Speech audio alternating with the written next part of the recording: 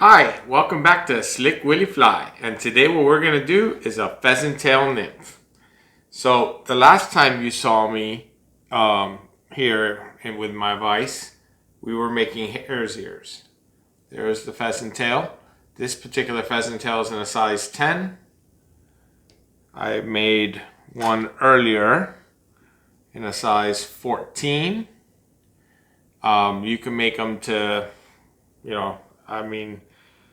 16s, 18s are not uncommon.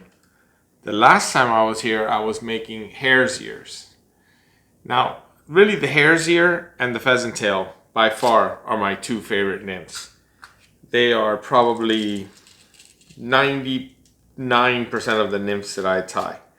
I tie them in slightly different sizes. I tie them in different colors, different shades of natural colors. And occasionally you might see me use a hot spot. The biggest difference that I do between my nymphs is sometimes I put a little bead. I would say probably most of the time I use a bead. In this case, I'm using a 2.8 millimeter tungsten bead, which is pretty small. We're going to do, again, a size 10. This is a Nymph Hook. This is a 2X Nymph Hook. So it's a little longer shank than a regular Nymph Hook. And I just put the bead on and I go ahead and put it in the vise. Now I'm going to use a little bit of 0.15 lead wire, just a tiny amount. You probably don't even need it. And the reason that I put this wire on is it helps me keep the bead nice and straight when I jam it up into there, into the bead. So the way I do it is I go ahead and I wrap it on the hook shank as best as I can. It's not always easy when you have big fingers, big fat fingers. But I go ahead and I get it on that hook shank, and I say I'm not up against the bead. I'm going to put just a tiny touch of Zap-A-Gap. You can use anything. You can use super glue. It doesn't really matter. Just a tiny amount. And then I go ahead and I cram the lead up into the bead. And if you have a nice bead, which I didn't,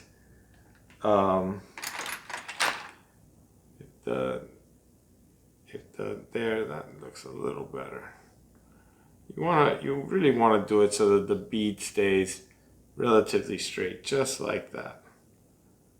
That looks actually better right there. All right, so I'm going to go ahead and start some Vivus 6.0 black. You can use any color you like. I like to start behind the lead. Keeps the lead where it's supposed to be till the zap gets hard. Now this fly is basically, well, it's mostly two materials. It's pheasant tail and Peackock Huerl, but I'm going to put a little gold rib on, and then it's just the bead. I guess that's everything. So I'm going to take a little bit of pheasant tail here. Took a little bit too much there, so we're going to go ahead and divide this little clump.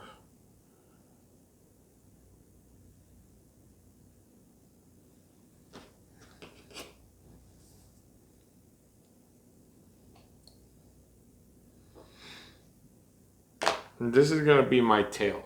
So what I want to do is I want to make sure that those fibers are pretty evenly lined up, nice and straight.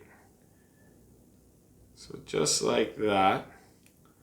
And once I'm happy that they're nice and straight, I'm going to go ahead and put them on the hook. Now, what's my length?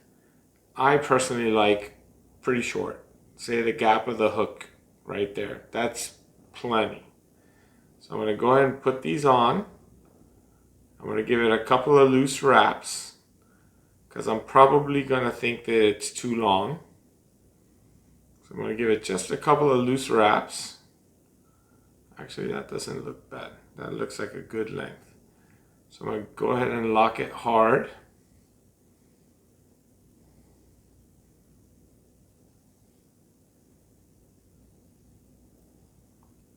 Just like that.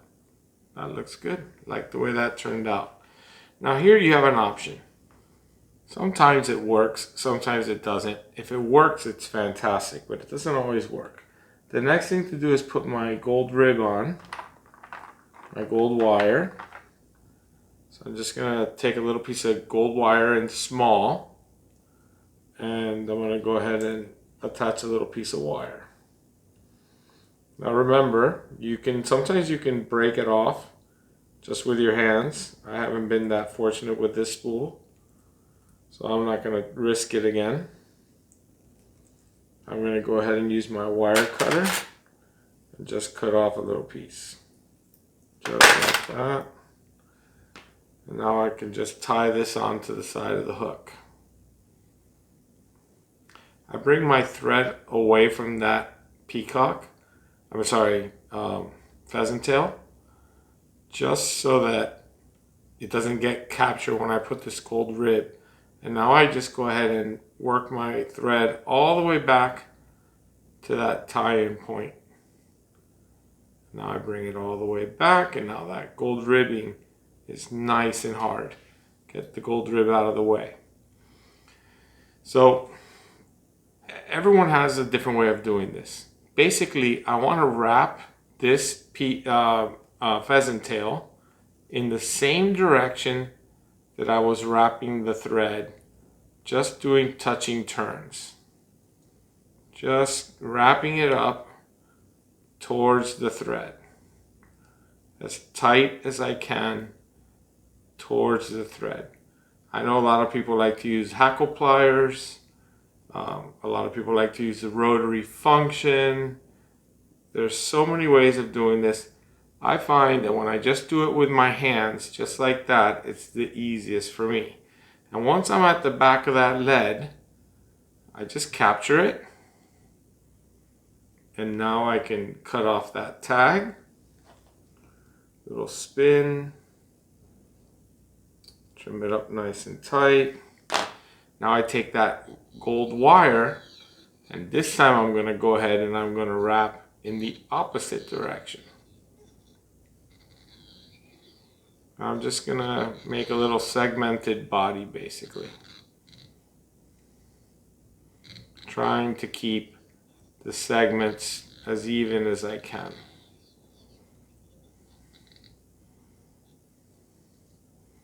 And once I get to the end, I capture it again. Just like that.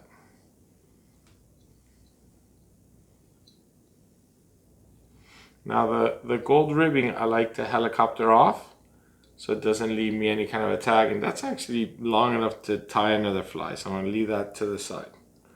Alright, so now I'm going to take another piece of pheasant tail. I keep saying peacock, I'm sorry. I'm going to get another clump of fibers. It's kind of important that they're the same, that the fibers aren't like broken or anything in the middle.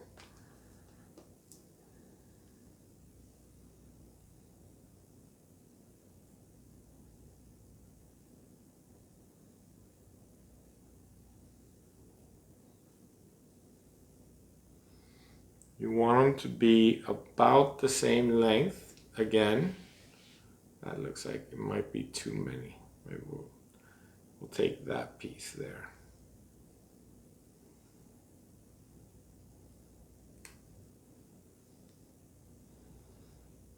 So we want them to be about the same length. That looks pretty close right there.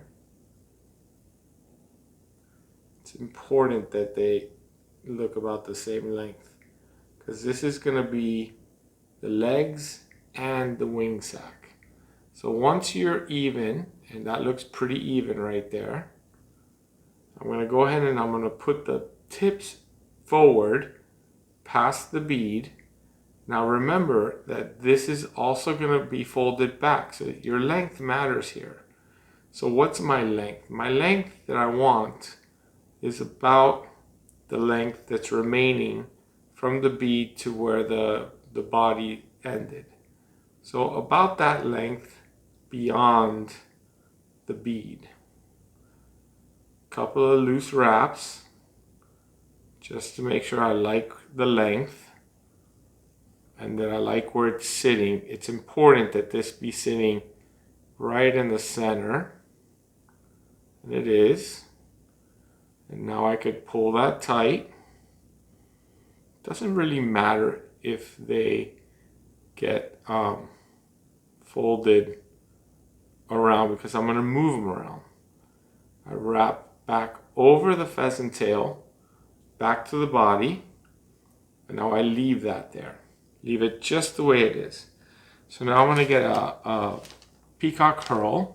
One is sufficient. Just like that, a full one. And I'm going to tie it in at about the center point.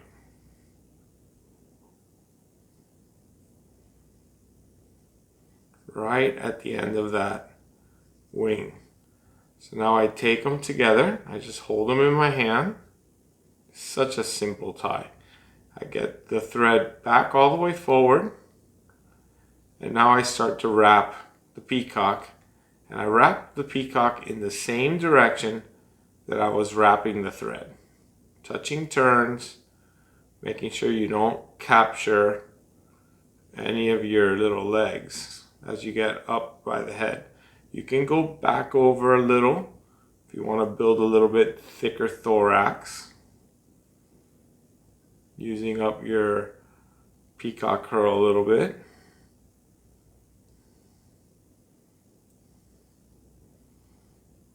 But once you, I shouldn't separate like that. Once you've got them the way you like it, and I do, you saw I didn't like something, so I went backwards. So all you do is come with your thread and capture your peacock. Super simple. Now, I don't recommend, I see a lot of people just rip off the peacock. I don't recommend it. I think it just moves stuff around and damages stuff. It takes a second to use a scissor. So now what I like to do, which is maybe different from everyone else, is I like to separate these legs.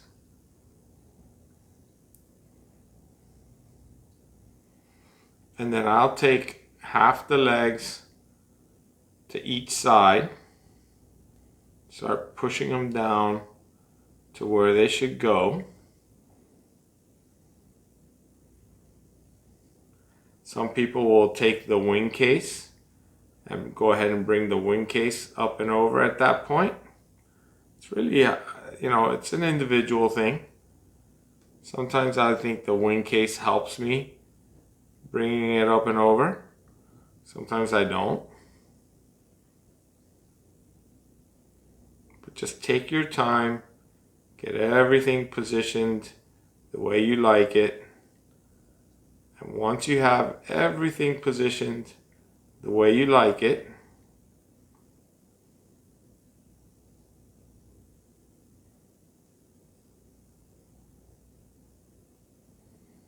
then it's just a couple of loose wraps.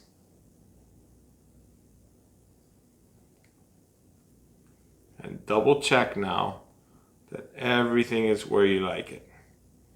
Because once you start pulling tight, that's it.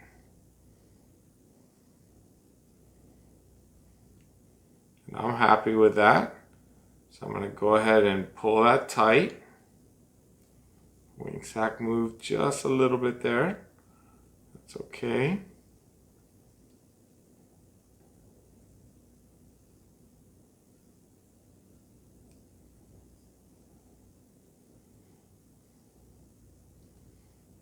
Perfect. Beautiful. Couple behind. Now I could trim off the excess wing sack. Beautiful. That came out perfect. Couple more wraps just to push down those butt ends. Now it's a whip finish. Whip finish, and basically you can fish the fly exactly the way it is. You know, the awesome part about the pheasant tail or the hare's ear is that these particular flies, imitate a lot of different food sources for the trout. It's not like just one thing, which that's probably what I love best. Is that this is a could be confused, you know, as a mayfly. Could be confused for a lot of things. So this is kind of an awesome fly. So the last thing I'm going to do is I'm going to take a little bit of UV resin, and you don't need to do this. I promise you, this fly will fish and this fly will catch fish. So I'm just going to put a little bit of UV resin on the wing sac. This is not thin. This is not thick. This is that original consistency UV resin. And take your time. You don't need much. I do like for the resin to land on the bead. Just like that. That's perfect. Zap it. And now this fly is bulletproof. Come on, awesome. I love it. These are such good flies. You know, I'll tie this in, probably won't tie it smaller than a 16, but I'll definitely tie it in 16s, definitely tie it in 12s. I chose to make it in a 10 because I thought that would be better for the video. But 14, this is a 14. That's a pheasant tail. That right there was an 18. This is a size 14. That's a 14. Pheasant tail. And you know, they pretty much say anything that has pheasant tail and peacock curl catches fish. And this is pheasant tail and peacock curl. So yeah, so I think it came out great. This is an absolute awesome fly. A great fly for beginners. A great fly for somebody who's just getting into fly tying, because you know there are some flies that they've been catching fish for 100 years. I don't even know how long the pheasant tail has been catching fish. This is, I would pretty much guarantee this is older than I am. But this just catches fish. It just works. It's like I said, it's a couple materials. This is a perfect beginner fly, and super simple. So hope you enjoyed the video. Don't forget to like and subscribe. It really helps when you like and subscribe. And good luck catching, and see you on the next video.